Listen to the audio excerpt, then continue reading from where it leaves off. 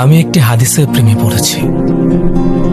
আপনি যখন নিজ কক্ষে নীরবে কান্না করবেন, আল্লাহ তখন ফেরেশতাদের উদ্দেশ্য করে বলেন, কোন জিনিস আমার বান্দার চোখে পানি আনলো? ফেরেশতাগণ বলেন, আপনার বান্দা সুখে নেই, আপনার বান্দা অনেকদিন হাসেনি। এই বলে ফেরেশতাগণ কান্না করতে থাকেন এবং আল্লাহকে বলেন, হে আমার রব, আপনি জানেন আপনার এই বান্দার হৃদয়ে কি রয়েছে, অতএব আপনি তার জন্য সবকিছু সহজ করে দিন। আল্লাহ বলেন,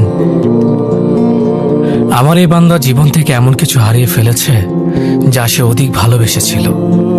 অতএব আল্লাহ বলেন, আমি শপথ করছি, আমার এই বান্দা তার জীবন থেকে যা হারিয়েছে তার চেয়ে উত্তম জিনিস আমি তার জীবনে এনে দেব, যা দেখে দুনিয়া ও আখিরাতের সবাই বিস্মিত হবে। সুবহানাল্লাহ।